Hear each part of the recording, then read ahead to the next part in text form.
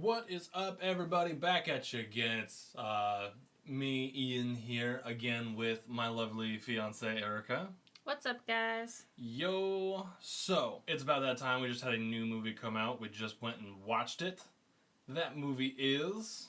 Beauty and the Beast. It was real good, so welcome to the Beauty and the Beast review or something like that. Yeah. Yeah.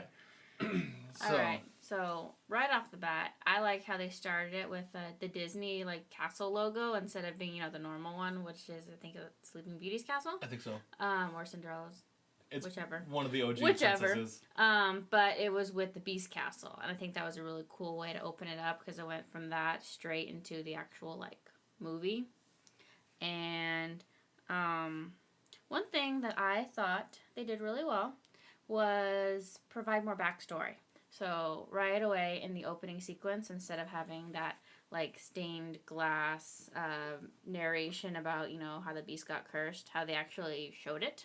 So there's still a little bit of narration, but there was an opening sequence where you get to see the beast or the prince in his princely role.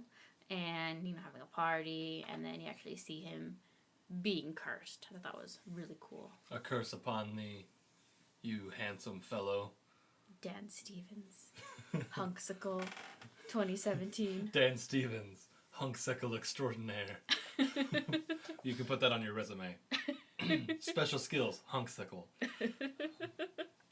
Welcome to the elite class of hunksicle. There's only 3 or 4 others in that with you, including Luke Evans, who is the only Gaston that I've ever found attractive, because cartoon Gaston is kind of oddly proportioned and a creep. Yeah, he's like a Dorito, but not in a good way, like Captain America. Yeah, the skipped leg day because he thinks that ladies don't like legs. He's like, biceps are all the rage. Biceps and chins. Biceps and chins. He could do push-ups with that chin. I guarantee it. Him and J-Lo. They have a chin off. Yeah, the Crimson Chin himself. So, talked about the intro, and how we had a really nice lead up. Something I really enjoyed. Oh, by the way, guys, this is going to be full of there's spoilers as to the movie. You know the story. Cinematically, they had to change some stuff. We got spoilers. Obviously, if you're listening to this, I'm guessing you've already seen the movie. Otherwise, why would you be watching/hearing a review on it if you haven't? I mean, you brought that upon yourself. Very true. But from here on in, spoilers. So don't be mad we didn't warn you. And if you're still here, so I really enjoyed how they actually gave us backstory on Belle's mom.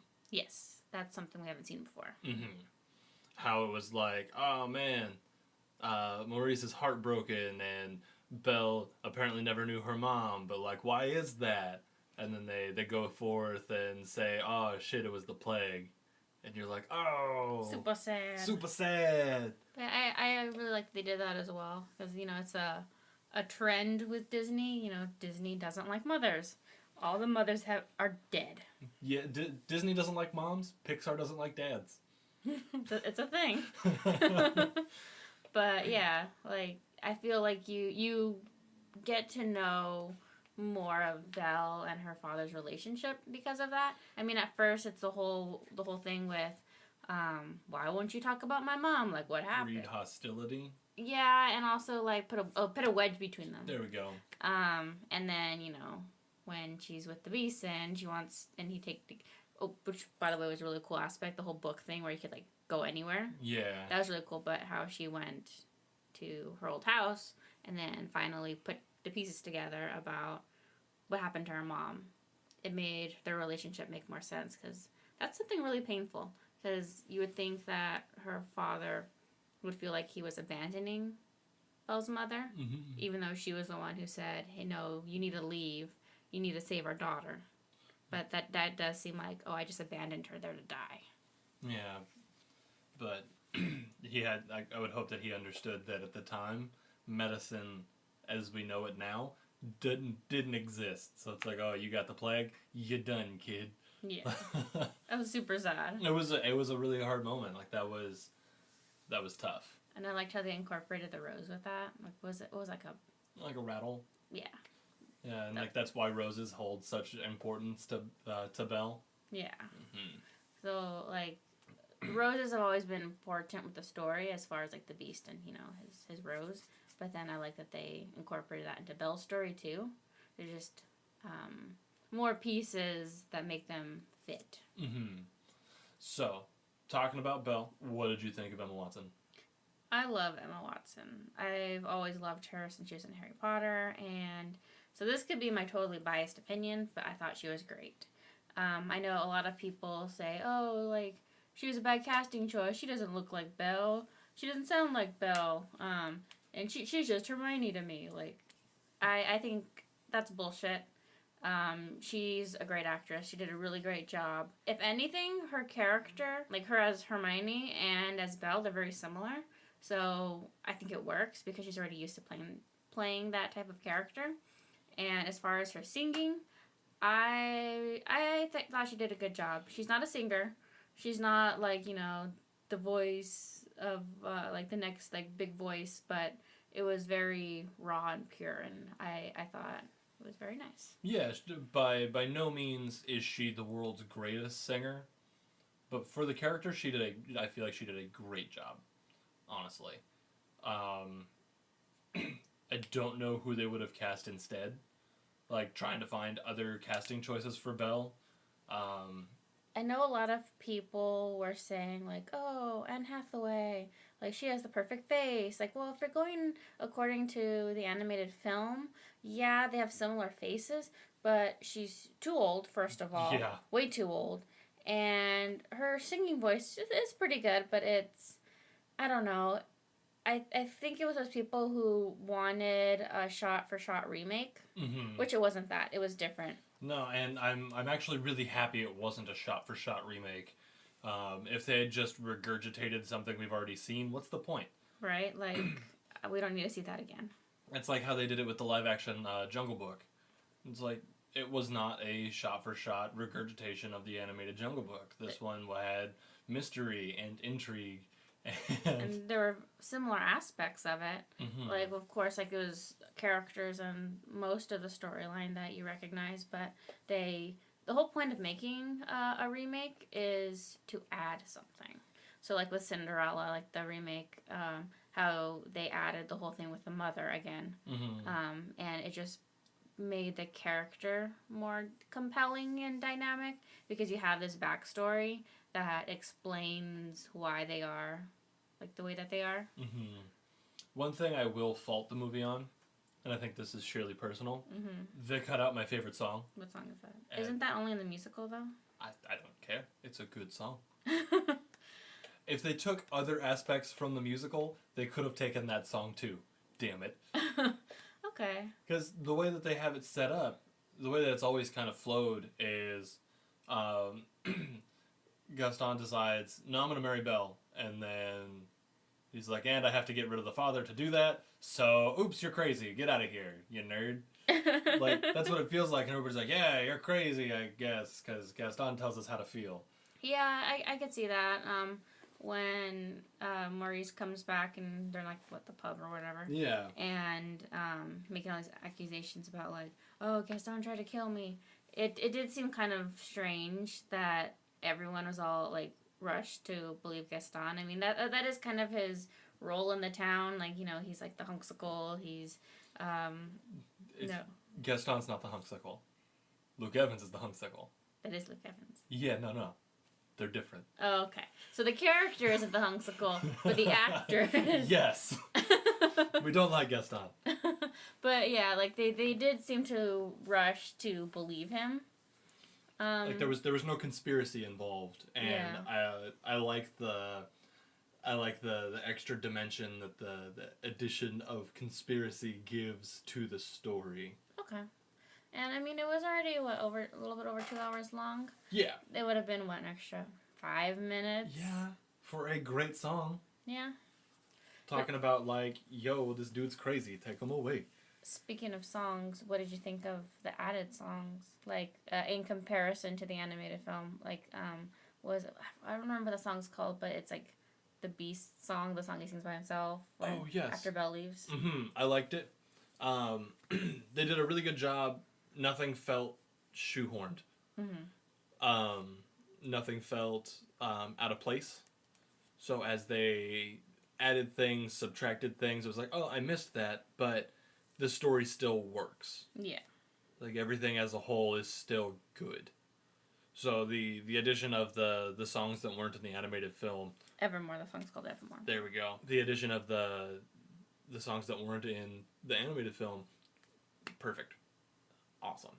I mean, I think they had the songs that mattered, like Belle, Beauty and the Beast, Be Our Guest, and Gaston, of course, and then Something There.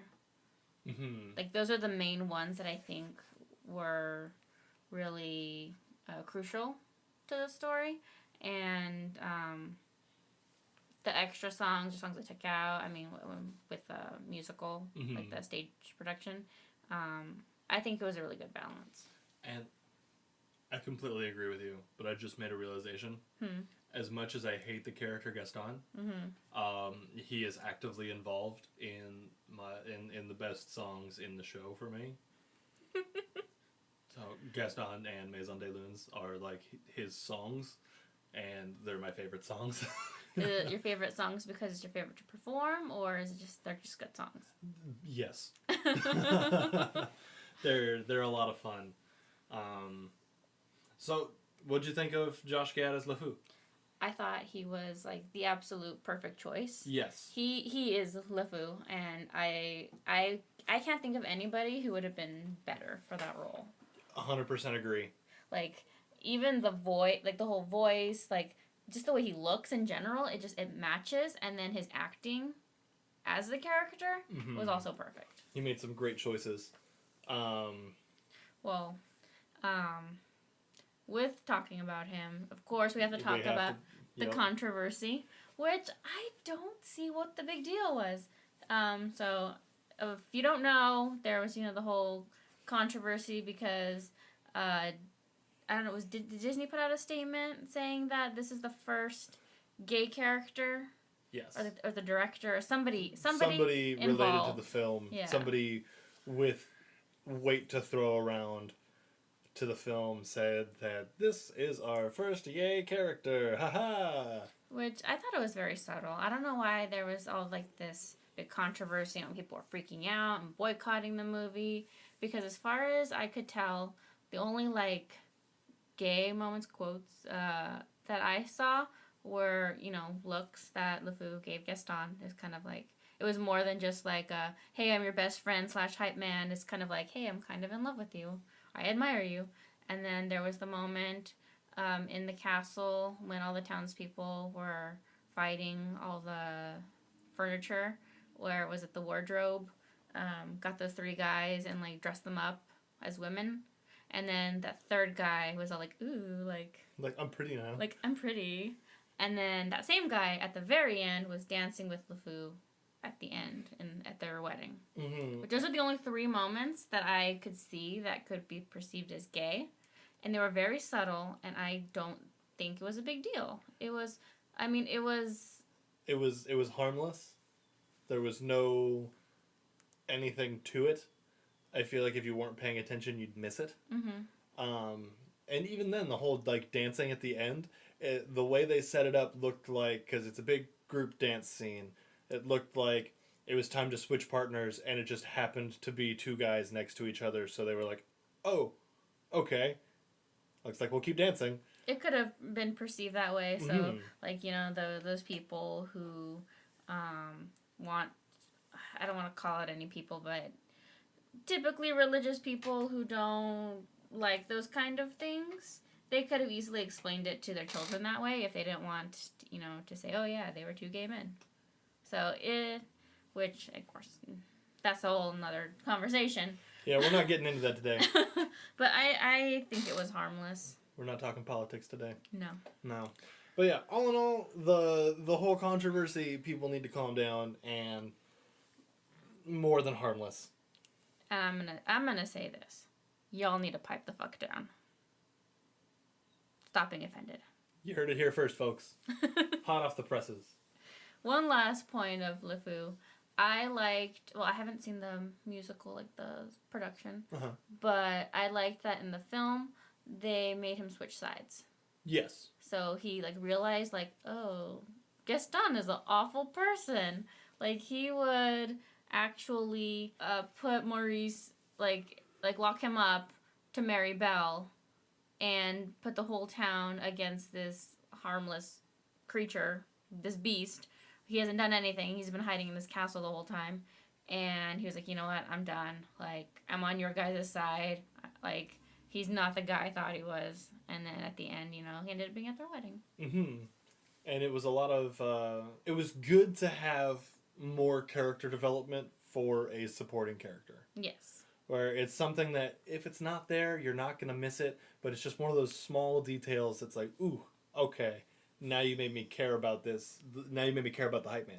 Yeah. You gave me a reason to pay attention to him. It made him more rounded as a character. He wasn't just like one dimensional. Mm-hmm. He wasn't just like, you know, the hype man or the minion. Mm-hmm. So I really like that. One thing that I forgot to talk about when we were talking about backstory for the Beast, which it seemed like, first of all, that the Beast or the Prince, when he became the Beast, he stopped aging because he was pretty much the same age in the beginning as he was at the end, and we don't know how many years have passed. So that made sense. And then I also liked that they put in, they stated that when the curse happened, they wiped the minds of all the villagers. So before, that was always one thing that confused me in the animated film, is that they never really talked about that. So it was like, how do these people not know that there is this forgotten prince in this big-ass castle, like, just a couple miles outside of town? Like, how do they not know that?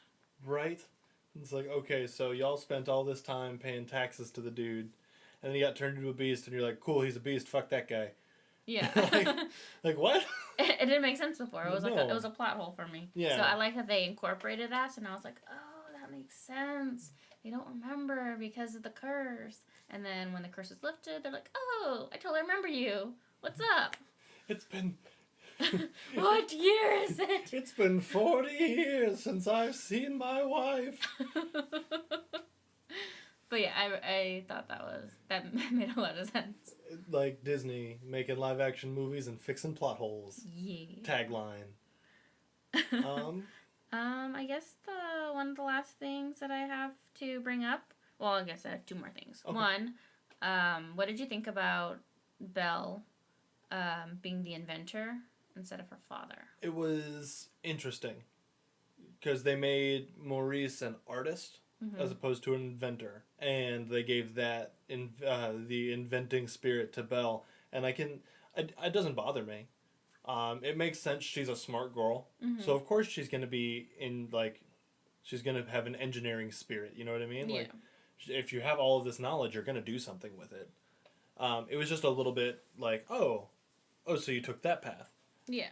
Again, no problem with it whatsoever. The only really thing that I was kind of, what didn't make sense about that choice was how Maurice is supposed to be quirky.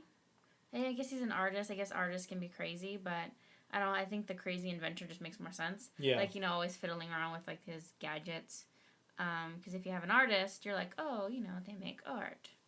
So that really didn't make sense to me why they were just, like, they still, like, looked down upon him, I guess. Yeah. Like, I could see them thinking Belle was weird because of that. That made sense. Yeah, it's like, you're the daughter of this crazy dude. Like, we don't like you. Yeah, and then this one, they were like, oh, you read and you invent stuff? You're weird. You're weird. Isn't one girl that reads enough? Like, direct line from the movie. Don't hate me. What else you got? All right, last one. The addition of new characters. So, I think it's Stanley Tucci, the cadenza, I say that? The piano? Oh, yes. The harpsichord. Yeah. What do you think of that? I liked him. He was fun. I liked that he couldn't play music when he was a harpsichord anymore because he had tooth pain. Yeah. Because his keys were teeth. And at the end, when they were final, because like when during that last like fight, how he was like shooting keys at the villagers, and then when he became a human again, he was like missing teeth. Yes. That was really funny. It was one of those small details. It's like, well played. Yeah. Well played. Good comedy. Good comedy. It's good, clean family fun. I loved Ewan McGregor and Ian McKellen, like as Cogsworth and Lumiere. Yes. It took me forever to catch on to that's who was them. Really? I tried so hard to stay away from who was cast. I knew that the cast was just like absolutely stacked. But I tried so hard to stay away from the cast, and I knew that the voices sounded familiar. And then when they turned back, I was like, "Oh, yeah. Oh, now don't I feel silly?" I thought that they were a really great pair. They both were great in their roles. Like, Sir Ian McKellen, just being grumpy old man, which is Cogsworth. That's who he is.